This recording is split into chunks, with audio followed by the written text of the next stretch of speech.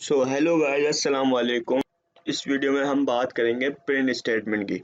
तो print statement क्या है? जब भी हमें अपनी कोडिंग में आउटपुट चाहिए होता है या उसका एक रिजल्ट शो कराना होता है हमें, तो हम प्रिंट स्टेटमेंट यूज़ करते हैं। प्रिंट स्टेटमेंट का सिंटेक्स क्या होता है? सिंटेक्स पहली लाइन में आपको शो हो रहा होगा, सिस्टम डॉट आउट प्रिंट, फिर पैरेंथेसिस ओपन किए और उसके अंदर डबल कोटेशन में हमने एक मैसेज लिखा और आखिर में हमने लिखा टर्मिनेटर या इसको सेमी कोलन कहते हैं। तो ये लाइन क्या करती है, ये जो प्रिंट स्टेटमेंट है, ये आपको कोई भी मैसेज हो, कोई भी आपको चीज़ प्रिंट करानी हो या उसका आउटपुट शो कराना हो, तो हम ये वाली स्टेटमेंट यूज़ करेंगे, system dot out print dot L N. सही।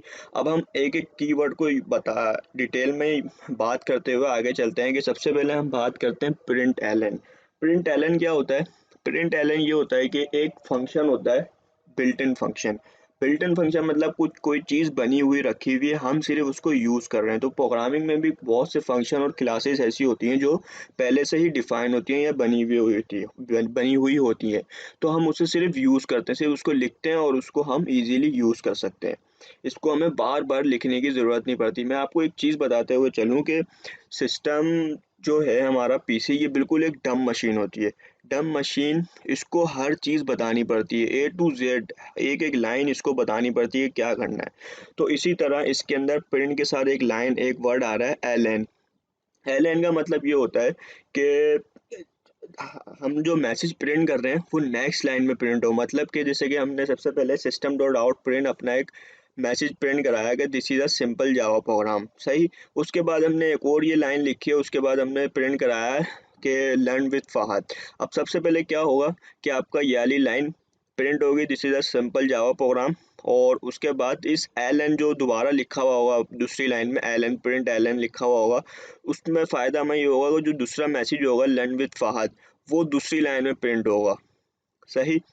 उसके बाद आप ये ज़हन में रखें ये बात, इसके साथ जो पैरेंथेसिस है, पैरेंथेसिस का मतलब ये होता है कि आप आपको कहीं पे भी कुछ वर्ड लिखा हुआ दिखे या कुछ भी फंक्शन लिखा हुआ दिखे, उसके साथ अगर ये पैरेंथेसिस है तो आप उसे समझ जाएं कि ये एक फंक्शन है। फंक्शन क्या होता है इसको हम डिफाइन करेंगे बाद में, इसकी डिटेल में जाएंगे हम, लेकिन अभी इसको सिर्फ इतना जहन में रखें आप। उसके बाद कीवर्ड आता है सिस्टम।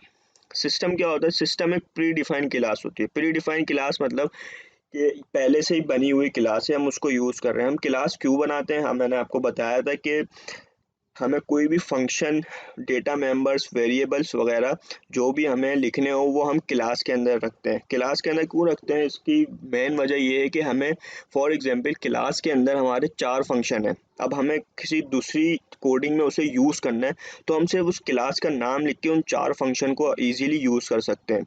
अगर ये क्लास के अंदर ना हो, फंक्शन अलग-अलग लिखे हुए हो, तो हम इसको ईज़िली यूज़ नहीं कर पाएँगे, ना एक्सेस कर पाएँगे। हमें पता ही नहीं होगा कौन सा फंक्शन कहाँ रखा हुआ है। तो हम इस क्लास की मदद से इसको इजीली यूज़ कर सकते हैं।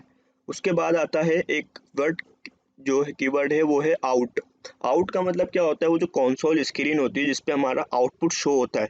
तो आउटपुट शो वो हम किस तरह होता है? जो आउट कीवर्ड है वो हमें कनेक्ट कराता है हमारी कंसोल स्क्रीन से, कनेक्टेड होता है वो कंसोल स्क्रीन से। इससे हम जब ये पूरी लाइन लिखते हैं तो ये आउट जो हमारी मदद करता है वो ये करता है कि कंसोल स्क्रीन से हमारा आउटपुट कनेक्ट हो जाता है, हमारा जो ये मैसेज है वो ये कनेक्ट हो गया। उसके बाद बात करते हैं सेमी कोलन, जो मैंने आपको बताया। सेमी कोलन्स क्या होते हैं? जो फंक्शन के एंड में या कोई भी स्टेटमेंट होती है जावा में, उसके अंदर सेमी कोलन लगाना मस्ट होता है। सेमी कोलन क्या बताता है हमें? सेमी कोलन ये बताता है कि ये हमारी लाइन एंड हो रही है यहाँ पे। जैसे मैंने आपको बताया कि कंप्यूटर जो है बिल्कुल डम मशीन है, इसको हर चीज़ ए टू जेड बतानी पड़ती है। तो उसको ये चीज़ भी बतानी पड़ती है कि हमारी स्टेटमेंट यहाँ पे एंड हुई है। उसके बाद आती है क्लास। क्लास का सिंटेक्स क्या होता है? सबसे पहले ये देख लें। क्लास एक कीवर्ड होता है। क्लास के बाद उसका नाम होता है। उसका नाम, उसको हम आइडेंटिफायर कहते हैं प्रोग्रामिंग लैंग्वेज में। तो नाम हमें क्यों लिखना ज़रूरी होता है? क्योंकि अगर हमें कहीं पे ये क्लास यूज़ करनी है, जिस तरह यहाँ पे सिस्टम क्लास यूज हुई है, सिस्टम क्या है? वो एक क्लास है। तो उस क्लास के अंदर प्रिंट एलन एक फंक्शन है। तो हमें क्या करना था कि हमें प्रिंट एलन फंक्शन यूज़ करना है। तो हम किस तरह कर रहे हैं? पहले क्लास का नाम लिख लें, सिस्टम, उसके बाद हम प्रिंट एलन फंक्शन यूज़ कर रहे हैं। तो इसी तरह पहले हमने क्लास लिखा, क्लास का नाम लिखा कुछ भी और उसका सिंटैक्स का बाद में कर्ली ब्रेसेस ऑन किया, ओपन किया और एंड किया। उसके बाद ओपन किया पहले कर्ली ब्रेसेस, उसके बाद एंड किया। इसका मतलब ये होता है कि इसको बताना पड़ता है कि हमारी क्लास यहाँ से शुरू हो रही है और किस जगह बंद हो रही है, क्लास हमारी कहाँ पे ख़त्म हो रही है। सही, तो हम चलते हैं एक छोटा सा जावा प्रोग्राम बनाते हैं, अपना मैसेज प्रिंट कराते हैं। सबसे पहले हम अपने नेट बीन पे ओपन कर लिया हमने पहले एक बनाया था पैकेज प्रोजेक्ट, उसका नाम था हमारा मेथड। तो मेथड की क्लास में आ गए हम। अब ये देखें, सबसे पहले हमने यहाँ पे अपना एक फंक्शन पिछली क्लास में प्रिंट कराया था लर्न विद फहद। तो इसी तरह हमने इस तरह बनाया हुआ है। अभी आप ये पब्लिक को छोड़ दें, अभी आप सिर्फ ये देखें पब्लिक क्लास मेथड, उसके बाद हमने कर्ली ब्रेसेस ओपन किए हैं। सही, कर्ली ब्रेसेस यहाँ पे बंद हो रहा है, मतलब कि यहाँ पे हमारा यहाँ तक हमारी क्लास ख़त्म हो रही है।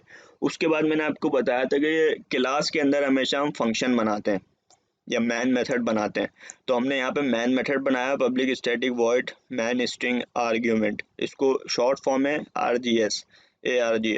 उसके बाद फंक्शन के पेरेंट कर्ली ब्रेसेस ओपन हो रहे हैं और यहाँ पे एंड हो रहे हैं। सही, अब हमने अपनी प्रिंट स्टेटमेंट लिखी है system dot out print dot L, इसके अंदर हमने एक फंक्शन बनाया है। उसके बाद हम लोग एक और फंक्शन बनाते हैं सिस्टम डॉट आउट प्रिंट, दोबारा लिखते हैं, उसके अंदर कुछ और प्रिंट कराते हैं। उसके बाद पैरेंथेसिस में हमने लिख दिया this is a simple Java program. सही, अब इसके अंदर हम आखिर में टर्मिनेटर देते हैं। अच्छा, आपने देखा होगा कि अगर मैंने यहाँ पर टर्मिनेटर नहीं दिया तो ये रेड हो गया, रेड मीन्स एरर दे दिया। अगर मैं इसको अभी रन करूँगा, रन का तरीका मैंने आपको दो बताया था। एक तो आप राइट क्लिक करके आप रन फाइल पे क्लिक करेंगे तो ये रन होगा, लेकिन अभी ये क्या देगा, एक एरर देगा। सबसे पहले ये करवाएगा एरर। अभी इसने एरर क्यों नहीं दिया, क्योंकि मैंने आपको बताया था ये एक इंटरप्रेटेड लैंग्वेज है कि इसको अभी इतना पता नहीं चल रहा है कहाँ पे एंड हो रही है।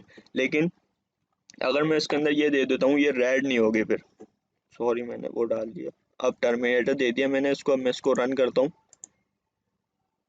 तो अब ये सिंपल ही रन हो रहा है, ना कोई यहाँ पे कोई एरर नहीं शो करा रहा। और एरर भी हमारे पास यहाँ पे कंसोल स्क्रीन पे प्रिंट हो जाता है। अगर मैं इसके अंदर डबल कोटेशन हटा दूँ और अब मैं इसको रन करूँ तो आपको दिख रहा होगा इसने एक एरर दे दिया। पहला मैसेज से उसने प्रिंट कराया ये वाला हमारा लर्न विद फहद, लेकिन दूसरा इसने एक एरर दे दिया। अच्छा, अब मैं आपको डबल कोटेशन बता दूं। डबल कोटेशन क्या होती है, जब भी हमें कोई अपना मैसेज प्रिंट कराना है तो उसको हमने डबल कोटेशन में लिखना है और इसको रन करते हैं, ये प्रिंट हो गया। लेकिन अगर हमें कोई भी इंटीजर वैल्यू प्रिंट करानी है, इंटीजर वैल्यू क्या होती है 1 2 3, कोई भी नंबर, जब भी ये प्रिंट होगा तो इसे हम कहते हैं प्रोग्रामिंग लैंग्वेज में स्ट्रिंग। स्ट्रिंग को क्या होता है, स्ट्रिंग कोई भी मैसेज या कैरेक्टर वर्ड जो होता है वो स्ट्रिंग होता है। स्ट्रिंग भी जब भी हम लिखेंगे वो डबल कोटेशन में लिखेंगे प्रोग्रामिंग लैंग्वेज में। और अगर मैं यहाँ पे डबल कोटेशन में कोई नंबर लिखता हूँ, कोई भी नंबर लिखा, तो ये जब भी क्या होगा, ये स्ट्रिंग ये कहलाएगा, स्ट्रिंग ही प्रिंट करेगा। अगर मैं यहाँ पे नंबर हटा देता हूँ, डबल कोटेशन हटा देता हूँ, अब प्रिंट करूँगा तो इसने तो इसने प्रिंट करा दिया, क्योंकि अब ये इंटीजर वैल्यू है, ये कोई क्या कहते हैं, ये कोई स्ट्रिंग नहीं है, इंटीजर वैल्यू है। सही, so thank you watching my video and please subscribe my channel.